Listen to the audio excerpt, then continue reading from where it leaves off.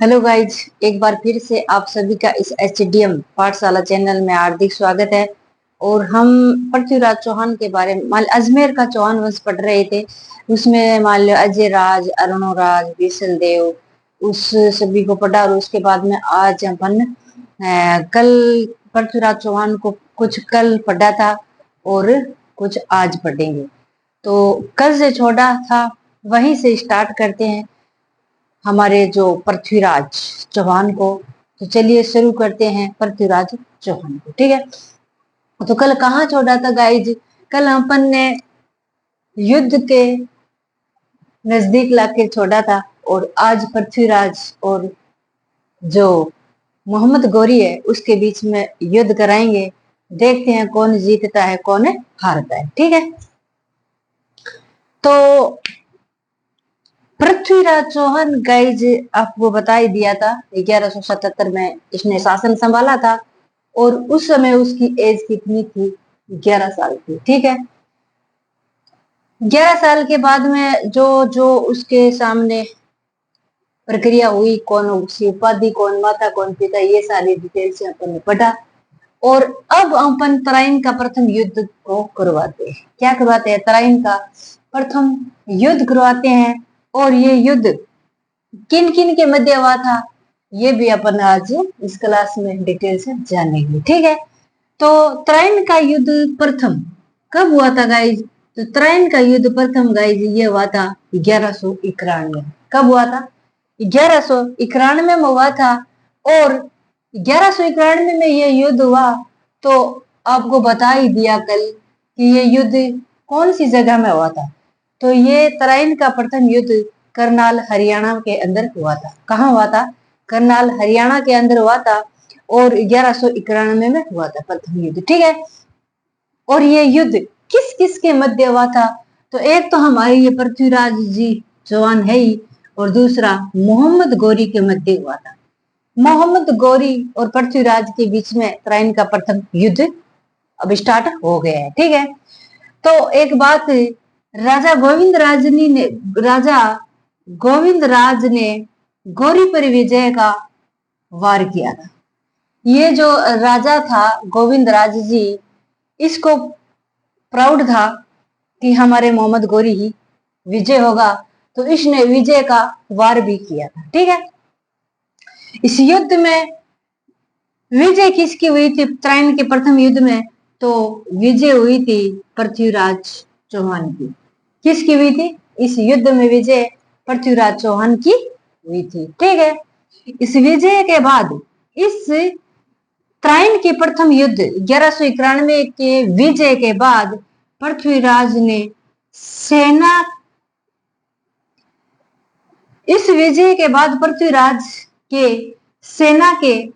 सेना ने भागती हुई गौरी की सेना का पीछा नहीं किया था।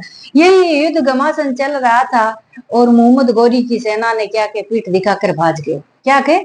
पीठ दिखाकर भाग गए। तो वो पृथ्वीराज चौहान की सेना थी, उस सेना ने उस गौरी की सेना का पीछा नहीं किया था। क्या पीछा नहीं किया था। तो पृथ्वीराज चौहान पीछा नहीं किया तो वो सेना डरकर भाग गई, आधी घायल हो गई, आधी भाग गई। तो इसमें हमारे पृथ्वीराज चौहान जी जीत गए, ठीक है। पृथ्वीराज चौहान के दरबारी विद्वान कौन कौन थे? पृथ्वीराज चौहान के दरबारी विद्वान कौन कौन थे? तो पृथ्वीराज चौहान के दरबारी विद्वान थे चंद्रवरदाई, जानक, वागीश्वर, जनार्दन, विश्वरूप और विद्यापति गौड़। कितने थे? 1 2 3 4 5 6 विद्वान। पृथ्वीराज चौहान के दरबारी विद्वान कितने थे? 6। कौन कौन थे? चंद्रवरदाई, जानक, वागीश्वरी और जनार्दन और विश्वरूप और विद्यापति गौड़। एक बार फिर से, पृथ्वीराज चौहान के दरबारी विद्वान कौन कौन थे? चंद्रवरदाई, जानक, वागीश्वरी, जनार्दन और विश्वरूप और विद्यापति गौड़, ठीक है। आगे हैं इतिहासकारों के अनुसार पृथ्वीराज और गौरी के मध्य 18 युद्ध हुए थे। और कुछ इतिहासकारों के अनुसार पृथ्वीराज और मोहम्मद गौरी के बीच में कितने युद्ध हुए थे? 18 युद्ध हुए थे। कितने युद्ध हुए थे? 18 युद्ध हुए थे। उस 18 इसमें से 17 पृथ्वीराज ने जीते थे।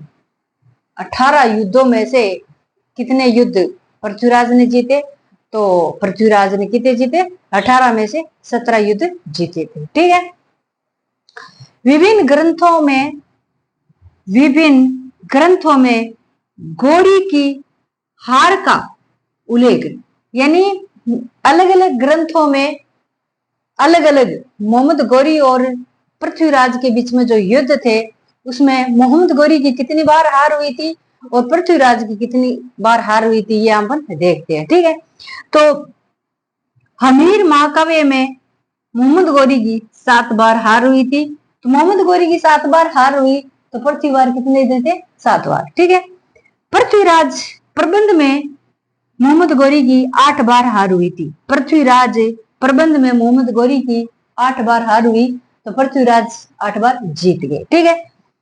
और पृथ्वीराज रासों में पृथ्वीराज रासों में मोहम्मद गौरी की 21 बार हार हुई थी। कितनी बार? 21 बार हार हुई तो पृथ्वीराज 21 बार जीत गए। प्रबंध चिंतामणि में 23 बार हार हुई थी। प्रबंध चिंतामणि में 23 बार हार हुई थी तो 23 बार हमारे पृथ्वीराज चौहान जीत गए थे। कुछ और है वो पृथ्वीराज के बारे में वो कल वाली क्लास में पढ़ेंगे। तब तक के लिए नमस्कार। जय हिंद, जय भारत और जय भीम, जय संविधान।